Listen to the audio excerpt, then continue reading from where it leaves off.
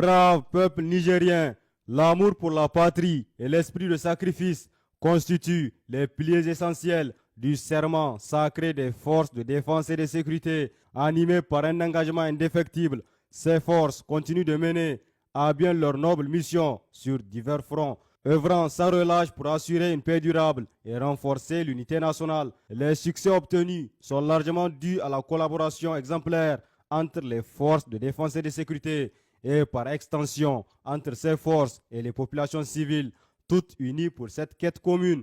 Entre le 11 et le 14 août de cette année, la situation sécuritaire du pays est restée relativement calme malgré quelques incidents survenus, dont voici la synthèse. À l'ouest du pays, dans le cadre de l'opération NIA, menée sur la rive droite du fleuve, un détachement des forces de défense et de sécurité en patrouille dans la périphérie de Torodi a procédé à l'arrestation dans la soirée du mardi 13 août d'un criminel notoire affilié à un groupe armé terroriste actif dans la région. Cette arrestation représente un coup important porté aux activités de ce groupe, renforçant ainsi la sécurité dans la zone.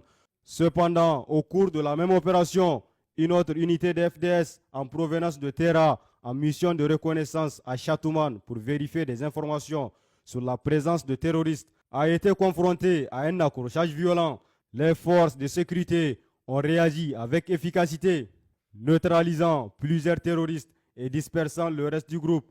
Malheureusement, cet affrontement n'a pas été sans conséquences tragiques. Un civil a été tué par les terroristes avant leur défaite et 3 autres ont été blessés dans l'attaque. Ces blessés ont immédiatement été pris en charge et évacués vers l'hôpital district de Terra où ils reçoivent les soins nécessaires. Dans la zone de Mehana, des éléments terroristes ont perpétré plusieurs exactions odieuses contre les populations civiles sans défense. Le bilan est lourd et tragique.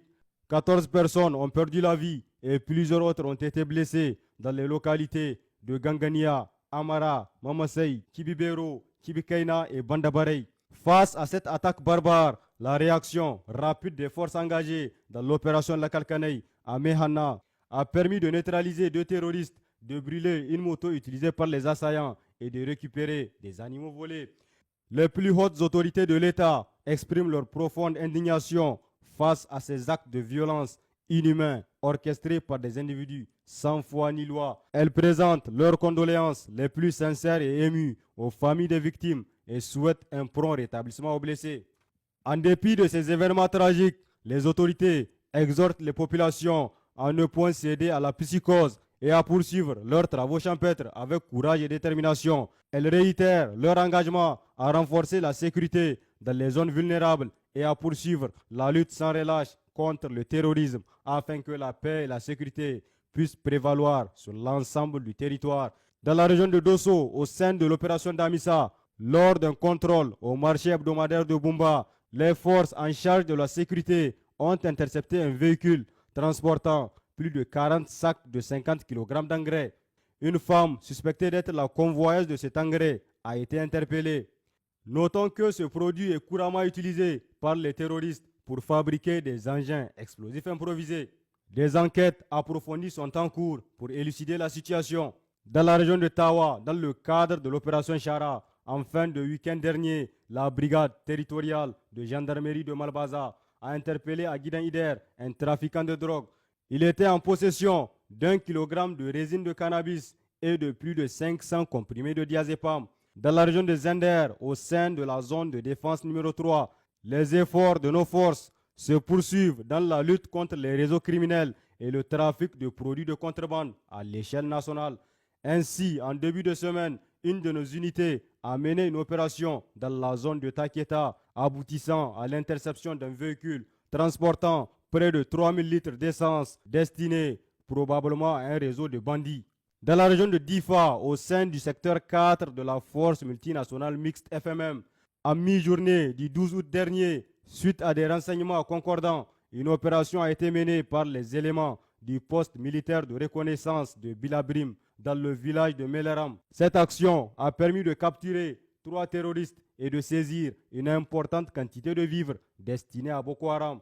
Dans le même ordre d'idées, un autre ravitailleur de terroristes a été intercepté à la sortie nord de Bosso avec en sa possession plusieurs articles et vivres divers qui ont été confisqués.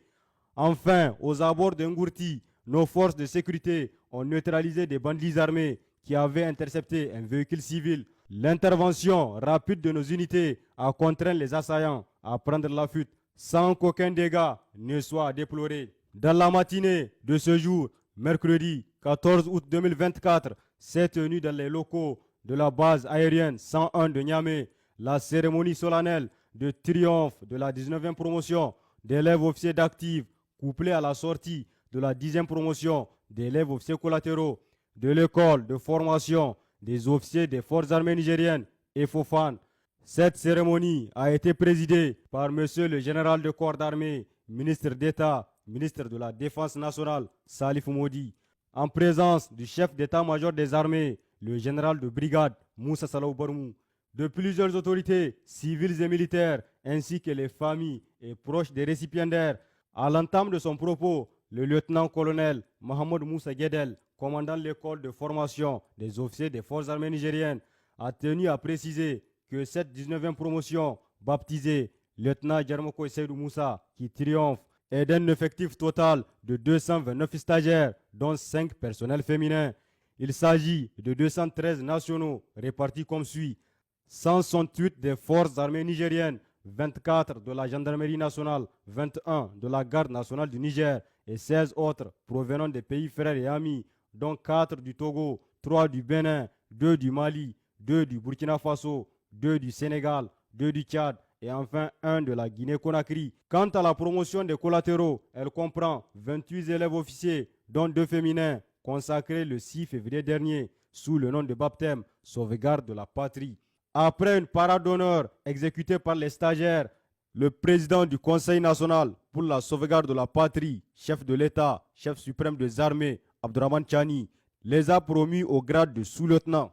Ces premiers attributs d'officier, fièrement arborés par ces jeunes Wangari, précédés de l'obtention du diplôme de chef de section interarmes, sont les fruits des efforts surmontés et endurés avec dextérité lors de 2 années de scolarité au temple de la connaissance, de l'excellence et du dépassement de soi. Auparavant, dans son allocution, le général de corps d'armée, Salif Moudi, a félicité chaleureusement le personnel d'encadrement qui a su brillamment inculquer des vertus guerrières de notre armée à ces jeunes officiers qui seront déployés bientôt pour servir loyalement leur pays respectif. Il a poursuivi son intervention en exhortant les sous-lieutenants nouvellement promus à s'imprégner pleinement du contexte de reconquête de notre souveraineté et conduire à bon port la destinée des hommes qui leur seront confiés dans le cadre de leurs missions opérationnelles. Les 2 promotions ont prêté serment solennellement de défendre la patrie jusqu'au sacrifice suprême.